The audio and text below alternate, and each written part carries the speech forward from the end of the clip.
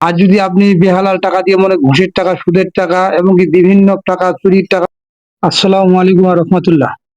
আসলে বন্ধুরা, আপনারা দেখতে পাচ্ছেন আমি এই ইফতারের সময় আমার হয়ে গেছে। ইফতার নিয়ে আমি বসছি। ইফতার খোলার জন্য। মনে করেন আমার সামনে আছে শুকনা মুড়ি আর গাজী।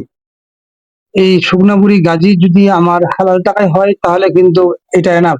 আর আমার কাছে কোনো দরকার নেই, কোনো কিছু প্রয়োজন নেই। এটা আমার হালাল টাকা। আমি হালাল উপার্জন করে মুড়ি এবং কি গাজী কিনে খাচ্ছি।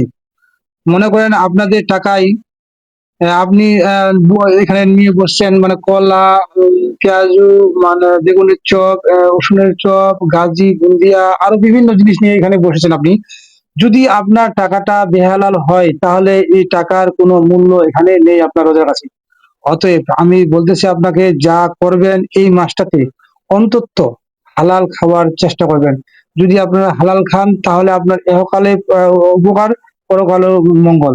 আর যদি আপনি বেহালাল টাকা দিয়ে মনে ঘুষের টাকা, সুদের টাকা এবং কি বিভিন্ন টাকা চুরির টাকা উপার্জন করে আপনি আপনার বিভিন্ন আইটেম নিয়ে এখানে বসেছেন, মানে যে বিশাল বিশাল অনেক কিছু নিয়ে বসেছেন, আমার এই শুকনা মুড়ির কাছে আপনার কোনো দাম নেই। অতএব আমি আপনাদেরকে বারবার বলতেছি, এই রমজান মাসে হালাল টাকা উপার্জন করার চেষ্টা করুন। হালাল টাকা উপার্জন করে আপনারা এটাকে খাওয়ার চেষ্টা করুন। কারণ রোজা রোজা সারাদিন আপনি না খাচ্ছেন, কিন্তু আপনি সুদের টাকা, ঘুষের টাকা দিয়ে ইফতারি করতেছেন, বিশাল বিশাল জিনিস নিয়ে। কোনো লাভ নেই ভাই।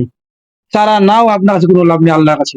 অতএব এই রমজান মাস, পবিত্র মাস, এটাকে আপনারা পবিত্র রাখার জন্য এই মাসটাতে অন্তত ভালো টাকা ইনকাম করুন, হালাল টাকা। এবং এই হালাল টাকা দিয়ে আপনি রোজা খুলুন। তাহলে আপনার পরকালে উপকার আসবে, এই রোজাটা আপনার কাজে লাগবে।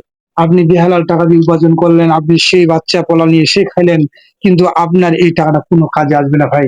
আমার অনুরোধ, আপনার কাছে রিকোয়েস্ট, বারবার বলতেছি ভাই, আপনারা এই মাসটাতে অন্তত হালাল টাকা খাওয়ার চেষ্টা করুন।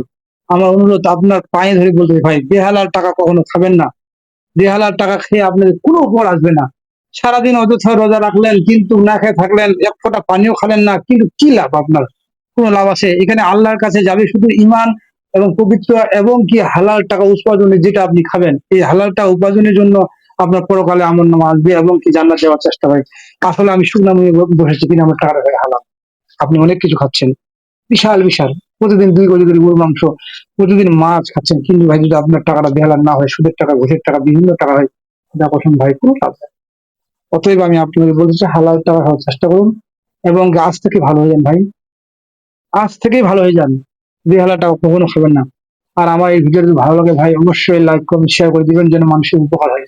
আমি আমার জন্য করতেছি না ভাই, আমার ভিউর জন্য দরকার নেই, কিন্তু মানুষ যেন বুঝে, মানুষ যেন সঠিক পথে যায়, মানুষ যেন ভালো পথে যায়। অতএব আপনি এই কাজটাই করবেন। যারা দেখছেন আমার ভিডিওটা তারা বলবেন, বাবাকে বলবেন, চাচাকে বলবেন, ভাই বিয়াজ আত্মীয় স্বজন যত আছে সবাইকে বলবেন, শুধু ভালো হওয়ার জন্য। এই মাসটা তো অন্তত রমজান মাস, হালাল টাকা খাওয়ার চেষ্টা করবেন। ভালো থাকবেন বন্ধুরা, আসসালামু আলাইকুম ওয়া রাহমাতুল্লাহ।